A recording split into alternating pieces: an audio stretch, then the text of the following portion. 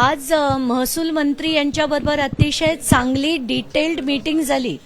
सगळेच्या सगळे म्हणजे कलेक्टरपासनं सगळेच एसडीओ म्हणा, पोलीस म्हणा, एसपी म्हणा, सीपी म्हणा, सगळे आता बैठकीला ऑनलाईन होते आणि बाकीचे अधिकारी जे आहेत ते तिथे बैठकीला उपस्थित होते. आणि शेतकऱ्यांच्या जे सगळे आता 11 पैकी 8 विषय मी त्यांच्या पुढे मांडले आणि ते मी उद्या त्यांना चार्टिकली कलेक्टरांकडे पाठवणार आहे. 8 तारखेला दुपारी 3 वाजता पुन्हा एक बैठक आमची होणार आहे इथेच. तर आत्ताच्या घटकेला आम्हाला असं आश्वासन देण्यात आलंय की पूर्णच्या पूर्ण सगळे डिटेल्स काय काय होऊ शकेल, कुठल्या कुठल्या कारवाया होऊ शकतील, याच्यावर एसआयटी होऊ शकेल का. कारण हे जे पाईट गाव आहे इथे मोठ्या प्रमाणावर म्हणजे आत्ताच्या घटकेला अफाट सेक्शन म्हणजे अफाट जमिनींवर या पोपटलाल घनवट आणि त्यांचा मुलगा राजेंद्र घनवट यांच्या नावावर अफाट जमिनी आहेत. त्याची सगळी चौकशी आज बावनकुळेंनी, त्यांना मंत्री बावनकुळे यांनी त्या सगळ्या अधिकाऱ्यांना निर्देश दिले आहेत की त्यांनी याचा पूर्ण डिटेल्ड रिपोर्ट घेऊन 8 तारखेला 3 वाजता परत मीटिंग आहे आणि सरकारकडनं आम्ही पूर्ण तुम्हाला समर्थन देऊ. तुमच्याकडे जे जे असे विषय असतील ते तुम्ही प्लीज लावून धरा असं देखील आता महसूल मंत्री यांनी सांगितलेलं आहे.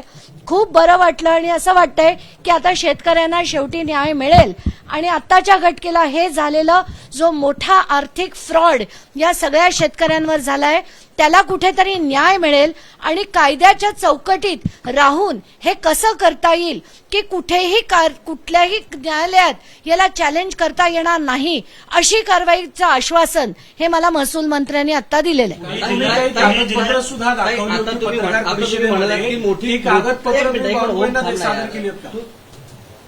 आताच्या घटकेला आम्ही सगळीच्या सगळी डिटेल्स सकट सगळे त्यांच्यावर लागलेले सेक्शन्स या सगळ्याची माहिती त्यांना दिलेली आहे आणि याच्यावरच सगळ्या अधिकाऱ्यांनी कारवाई करून 7-8 तारखेला दुपारी 3च्या आत तो अहवाल तयार करायचा आहे आणि 8ला पुन्हा ही मीटिंग होणार आहे. ताई, जसं तुम्ही म्हणालात की मोठ्या प्रमाणात या जमिनी त्या घनवट कुटुंबियांच्या नावावर करण्यात आल्या. फक्त घनवट कुटुंबियांचे नाही तर अधिकारी नेमक्यात इन्व्हॉल्व असतील त्या अधिकाऱ्यांवर काय कारवाई होणार आहे? आत्ताच्या घटकेला त्यांनी हे देखील म्हटलंय की जेवढे जेवढे अधिकारी आहेत म्हणजे आम्ही त्यांना एक स्टेशन डायरीचे लिहिलेले ज्या गोष्टी होत्या की पोपटलाल घनवट हे पोलीस स्टेशनमध्ये जाऊन धमक्या देऊन पोलिसांना म्हणतात की तुमचे कपडे उतरवू असं स्टेशन डायरीतली नोंद देखील वाचून दाखवली.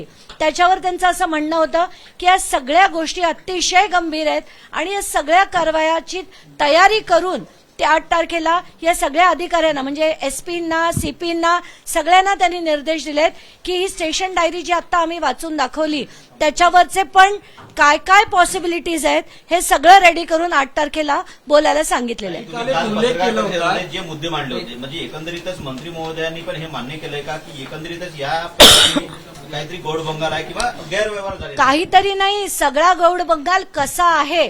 कारण यांचे फॉर एक्झाम्पल मीरा सोनवणे यांचं जे ट्रान्झॅक्शन केलं गेलं ते डुप्लिकेट माणसांना उभं करून त्याच नावाच्या डुप्लिकेट माणसाला उभं करून ते केलं गेलं. एवढंच नाही तर बाकीच्या व्यवहारात 1 रुपयाचं सुद्धा ट्रान्झॅक्शन झालेलं नव्हतं. अशी असंख्य म्हणजे आम्ही त्यांना 8 जी प्रकरणं दिली होती त्याच्यापैकी सगळे डिटेल्स हे आम्ही त्यांना दिलेले आहेत. आता त्याच्यावर चौकशा करून 8 तारखेला ते सगळं बाहेर येईल. काल धनंजय मुंडेंनी प्रकरणात घेतलं होतं की पॉलिटिकल इंटरफेरन्सच्या माध्यमातून हे सगळं केलं गेलंय, त्याबद्दल काही चर्चा झाली का महसूल? ते देखील आम्ही आज त्यांना सांगितलं की या सगळ्यांवर जे गुन्हे दाखल झाले ते पोलीस स्टेशनमध्ये धनंजय मुंडेंकडनं फोन गेले म्हणून यांनी जी फक्त 1 थप्पड त्या पोपटलाल घनवटला मारली होती ते पण त्यांनी खालच्या दर्जाचं घाण स्टेटमेंट त्यांच्या बहिणीवर केलं म्हणून जे झालं होतं. त्या पोपटलाल घनवटनी यांच्यावर जे सेक्शन दाखल केले ते फक्त आणि फक्त धनंजय मुंडेंच्या फोनमुळे झाले. तर हेच नाही, धनंजय मुंडेंचं त्यांचं किती सख्य आहे याचे डिटेल्स सुद्धा मी सगळे दाखवले. कसे ते 2 कंपन्यांमध्ये आत्ताच्या घटकेला सुद्धा राजेंद्र घनवट आणि राजश्री धनंजय मुंडे हे डायरेक्टर्स आहेत, जगमित्रमध्ये आहेत, व्यंकटेश्वरामध्ये आहेत.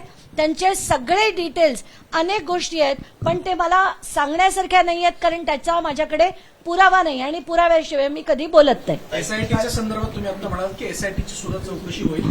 आताच्या आश्वासन दिलं आताच्या घटकेला त्यांनी आम्हाला तेच सांगितलंय की हे जर सगळं जसं तुम्ही म्हणताय तसंच जर निघालं तर एसआयटी सुद्धा लागू शकते. 8 तारखेला ते आम्हाला त्याचा फायनल निर्णय सांगणार आहे. अजयचा एक महत्वाचा मुद्दा आहे की राजीनाम्यानंतर जे धनंजय मुंडे संपूर्ण राजकारणातून अदृश्य झाले ते मुंडे आज अजित पवार दिल्लीला असताना थेट काल रात्री मुंबईत आलेले आहेत आणि वैद्यकीय कारण दिलं पण ते फॅशन शोला पाहिला का? फॅशन शोला पाहायला मिळाले. Fashion show wow.